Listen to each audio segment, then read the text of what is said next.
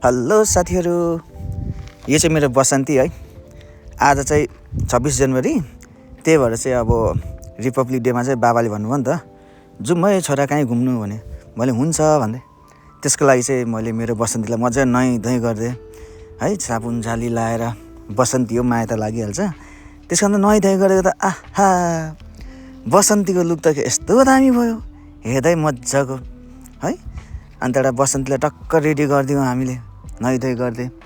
त्यसको बाद अब बसन्ती त रेडी भयो, अब म पनि त रेडी हुनु पऱ्यो। टक्कसँगले मैले लुगासुगा लगाएर रेडी भएँ। आहा, अब जाने कहाँ भन्दा दार्जिलिङ। आहा, जाडो हुन्छ भने त्यहाँ टक्क हुरी लाएँ। अन्त हुरी लगाएको बादमा चाहिँ टक्कसँगले बसन्तीलाई बाहिर निकालेँ। अब जानुको लागि रेडी। अन्त यसो हेरेको त हाम्रो गाउँको पनि तस्बिर देखाइदिउँ भनेर। हाम्रो गाउँ यस्तै छ, यो अगाडिको मेरो घर है। हाम्रो गाउँ अब हेर्नु कस्तो मजाको छ। तर यस्तो हेरेको त बाबा पो आउनु हुँदो रहेछ, टक्कसँग भित्र टक्काटक रेडी भएर, छड्के ढाका टोपी लाउनु भएर, हातमा हेलमेट लिएर आउनु हुँदो रहेछ। लु अब आज चाहिँ बाउ छोरा जाने भयो घुम्नु। टक्क गाडी स्टार्ट गरेर सरर गाउँको बाटो हामी निस्क्यौँ।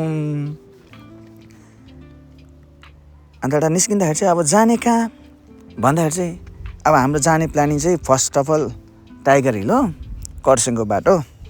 अन्त एउटा टाइगर हिलको लागि चाहिँ हामी निस्क्यौँ। त्यहाँ सरर गयौँ। अलिअलि चिसो पनि हुँदै थियो। अब पाहाडको बाटो है, जाडो त हुन्छ। स्कुटीमा गएको हामी। अन्त एउटा बाटोमा सरर गयौँ। बा चिया खाने भने बाबाले भन्नुभयो होइन हौ अहिले नखाउँ, बादमा खाउँला भन्नुभयो। टक्क हामी यो चाहिँ यो टाइगर हिल जाने मेन उकालो, टक्क उकालो हामी चढ्यौँ। हेर्नुहोस् त बाटो पनि क्या मजाको। टाइगर हिलमा चाहिँ के छ भन्दाखेरि चाहिँ खासमा भन्नुपर्दा चाहिँ टाइगर हिल चाहिँ बिहान जो सूर्य जो हाम्रो घाम उदाउँछ नि, त्यो हेर्नु लागि एकदम फेमस छ। अनि त्यहाँनिर चाहिँ कञ्चनजङ्घाको दृश्यहरू राम्रो देख्छ अरे भन्यो।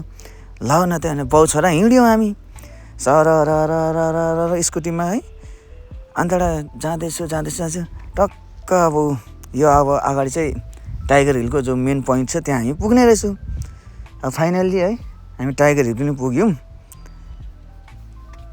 अन्त टाइगर हिलमा पुगेर गाडी राख्नु त अब यसरी साइडमा राख्दा हुने रहेछ।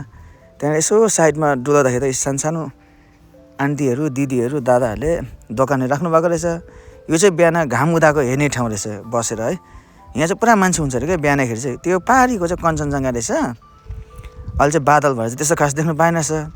यो अगाडिको पुरै त्यो अगाडिको भ्यूहरू जहाँ मान्छेहरू बस्नु सक्ने है, बिहान घाम उदाएको दृश्य हेर्दाखेरि। अन्त यो अगाडि सिधा देख्नु भइरहेको त्यो चाहिँ हाम्रो कञ्चनजङ्घा रहेछ। पछाडि त बाबा पनि आउनु हुँदैछ कञ्चनजङ्घा हेर्नु भनेर। अन्त एउटा कञ्चनजङ्घा हेर्नु त क्या मजाको। औ त्यो तल देखेको गाउँ चाहिँ फेरि दार्जिलिङ रहेछ। दार्जिलिङ त्यहाँदेखि तलपट्टिको देखेको चाहिँ लेबुङ रहेछ। अन्त अगाडि बाबा टक हिँड्नु हुँदैछ। बाबाले भन्नुभयो कि टाइगर हिल आउने सपना थियो, पुरा भयो आज भन्नुभयो बाबाले पनि। अब बाउ छोरा है कति दिन बाद हिँडेको, रमाइलो लाग्यो, रमाइलो भयो है।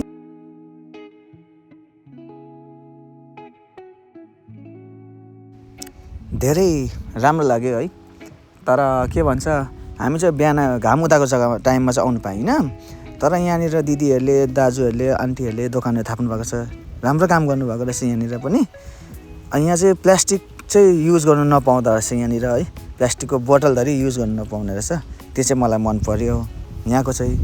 औ बिचारा मेरो बसन्ती अगाडि खडा भइरहेछ है। बिचारा मेरो बसन्तीहरू यहाँसम्म लिएर आयो हामीलाई। यही हो टाइगर हिलको है, बाबा पनि हो अगाडि आउनु। त्यसको बादमा चाहिँ हामी सुखिया आइपुग्यौँ। सुखियाको जोर पोखरी है, यस्तो रमाइलो पार्क छ यहाँ पनि। यहाँ पनि तपाईँहरू आउनु होला।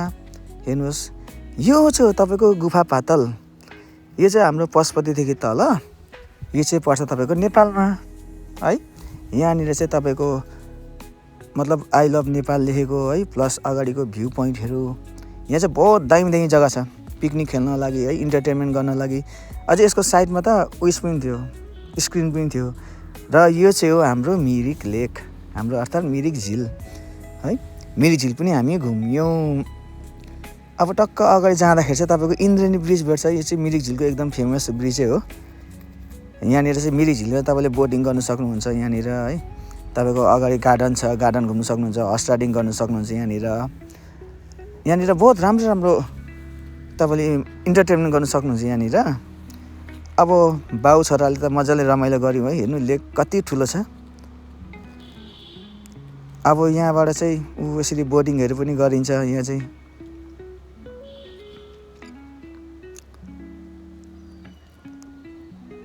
हेर्नु कस्तो मजाले बोट गरेको। र अब हाम्रो आजको है सफर चाहिँ यहीँ समाप्त गर्दै बाउ छोरा चाहिँ अब घरतर्फ लाग्यौँ। हस् त साथीहरू, मन पर्यो भने लाइक कमेन्ट सेयर गरिदिनुहोस् होला।